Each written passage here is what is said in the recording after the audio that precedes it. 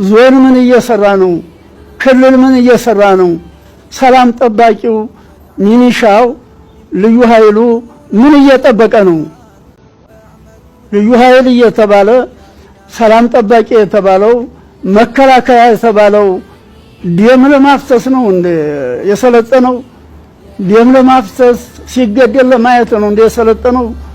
ስለዚህ አገራችንን በአስቸኳይ ምሁሩም አስተማሪውም ተማሪውም ወላጅም ልጆቹ ነን።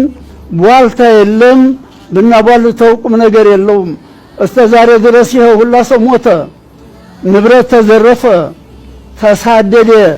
መሻይኹ ሁላ ታገሩ ተቅርአቱ ላይ ተናቅሎ ተሳደደ፣ ንብረቱ ተገፈፈ፣ ቤተ ክርስቲያን ተቃጠለ፣ መስጂድ ተቃጠለ።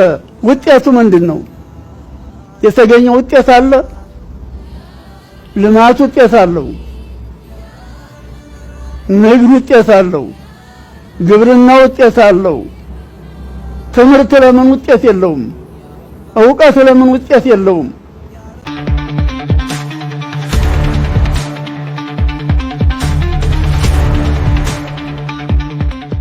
የኢትዮጵያ ኦርቶዶክስ ተዋሕዶ ቤተክርስቲያን በምስራቅ አርሲ ሀገረ ስብከት አንዳንድ ወረዳዎች በታጣቂዎች በተፈጸመ ጥቃት በኦርቶዶክሳውያን ወገኖቻችን ላይ የደረሰውን ህልፈት ህይወትና የቤተክርስቲያን መቃጠልን በማስመልከት የተሰማትን ጥልቅ ሐዘን በብፁዕ ወቅዱስ አቡነ ማትያስ ቀዳማዊ ፓትርያርክ ርዕሰ ሊቃነ ጳጳሳት ዘኢትዮጵያ ሊቀ ጳጳስ ዘአክሱም ወዕጨጌ ዘመንበረ ተክለ ሃይማኖት አማካኝነት ከገለጸች በኋላ ቋሚ ሲኖዶሱ በጉዳዩ ዙሪያ ጥልቅ ውይይት በማድረግ ያሳለፈው ውሳኔን ተከትሎ በብፁዕ አቡነ ሳዊሮስ የጠቅላይ ቤተ ክህነት ዋና ስራ አስኪያጅ የደቡብ ምዕራብ ሸዋና የሸገር ከተማ አህጉረ ስብከት ሊቀ ጳጳስና በብፁዕ አቡነ ዲዮስቆሮስ የቅዱስ ሲኖዶስ ዋና ጸሐፊና የራያ ሀገረ ስብከት ሊቀ ጳጳስ የተመራ ከፍተኛ የቤተክርስቲያናችን የልዑካን ቡድን ከሰላም ሚኒስቴር አቶ መሐመድ እድሪስ ከሚኒስትር ዴኤታው ከዶክተር ሄረዲን ተዘራና ከሚኒስቴር መስሪያ ቤቱ ከፍተኛ የሥራ ኃላፊዎች ጋር ተወያይቷል።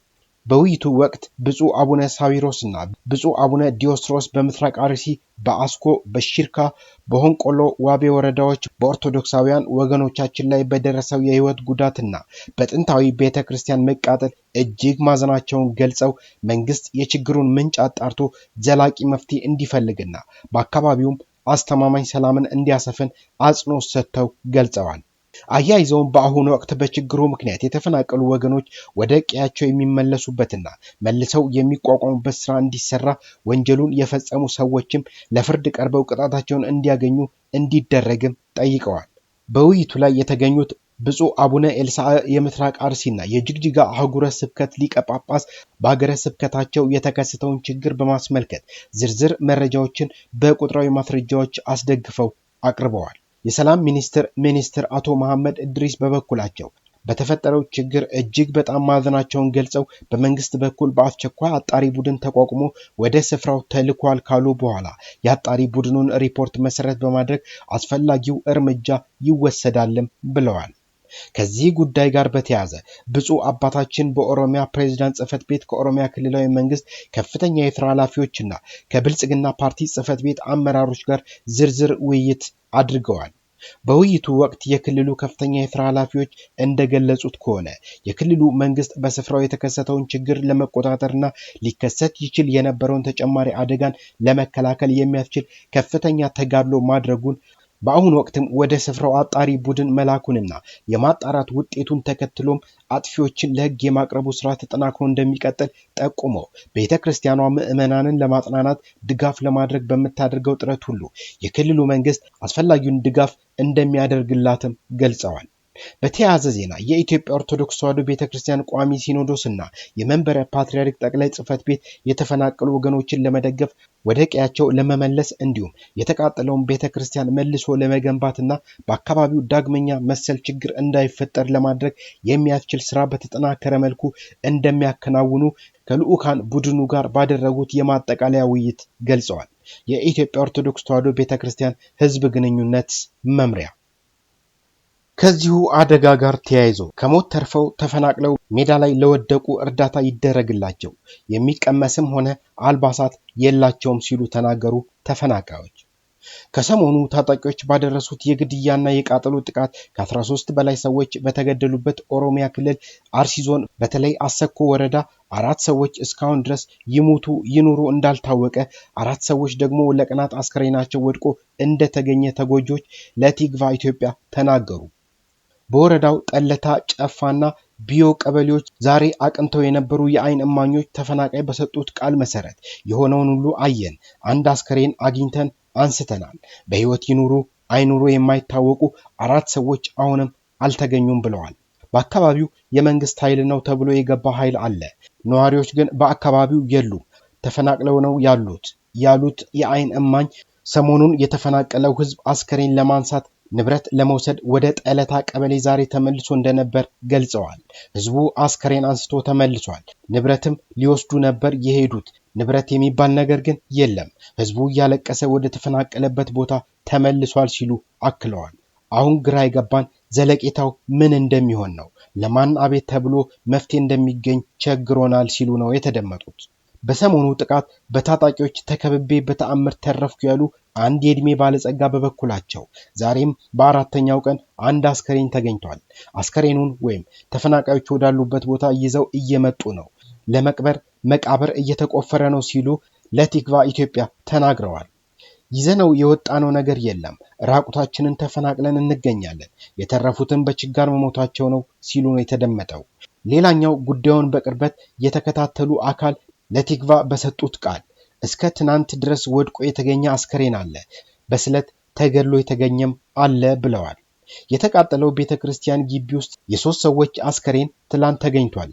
አሁንም ድረስ የጠፉ ይገደሉ ይኑሩ ያልታወቁ ሰዎች አሉ ሲሉ በማከል እናቴ ቤተሰቦቼ በሙሉ ተፈናቅለዋል፣ ቤት ንብረታቸው ወድሟል፣ የተደረገላቸው እርዳታ የለም ነው ያሉት። የግድያና ቃጠሎ ጥቃት በተሰነዘረበት ቦታ ያለውን ድባብ ሲያስረዱ የተናገሩት ትላንት 6 ሰዓት መከላከያ ገብቷል። መከላከያ በደረሰበት ሰዓት ታጣቂዎቹ ሙሉ በሙሉ ከቦታው ለቀው ወጥተዋል ብለዋል። ደግሞ ቦታው ሰላም ነው ተብሎ መከላከያ እንዲመለስ ይደረጋል፣ ታጣቂዎቹም ተመልሰው ይመጣሉ ሲሉ ነው ስጋታቸውን የገለጹት። የአሰኮ ጉዳይ በጣም የተወሳሰበ ነው። ከወረዳው አስተዳደር ጀምሮ በካቢኔ የሚሰሩ ጥሩ ያልሆኑ ነገሮች እንሰማለን። መከላከያ ትላንት ባዶ ቦታ ላይ ነው የደረሰው። ግብዣ አላችሁ በሚል ይዘው አሰኮ ከደረሱ በኋላ ለ24 ሰዓታት አዘግይተዋቸዋል ሲሉም የታዘቡትን አጋርተዋል። ከሞት ተርፈው ተፈናቅለው ሜዳ ላይ ለወደቁ እርዳታ ይደረግላቸው፣ የሚቀመስም ሆነ አልባሳት የላቸውም ሲሉ በቲግቫ ኢትዮጵያ በኩል ያሳሰቡት ደግሞ ልጃቸው ተገድሎ ንብረታቸው ሲዘረፍባቸው የተፈናቀሉ አንድ የአሰኮ ወረዳ ነዋሪ ናቸው። በጥቃቱ ህይወታቸው ያለፈ ሰዎችን አስከሬን እንኳን በክብር ለመቅበር ምቹ ሁኔታ እንዳልነበረ፣ አሁንም ድረስ የደረሱበት ያልታወቁና የጠፉ ሰዎች መኖራቸውን በሐዘን ገልጸዋል። ሌላኛው ሁነቱን የተከታተሉ ነዋሪዎች ነፍሳቸውን ለማትረፍ የዕለት ጉርስ እንኳን ሳንጠለጥሉ የተፈናቀሉና በየሜዳው የወደቁ ሰዎች እንዳሉ ገልጸው የሚመለከታቸው አካላት እርዳታ እንዲያደርጉላቸው ጥሪ አቅርበዋል። እንደ ቲግቫ ኢትዮጵያ ዘገባ መሰረት ወደ ኦሮሚያ ክልል ኮሚኒኬሽን ቢሮ አቶ ኃይሉ አዱኛ በእጅ ስልካቸው ብንደውልም ይላል ቲግቫ አይነሳም። የክልሉ ሰላምና ጸጥታ ቢሮ አቶ አራርሳ መርዳሳ ደግሞ ማብራሪያ እንዲሰጡ እየጠየቅናቸው ስልካቸውን ዘግተዋል። ድጋሚ ሲደወል አያነሱም ሲል ቲግቫ ኢትዮጵያ መረጃውን አጋርቶናል።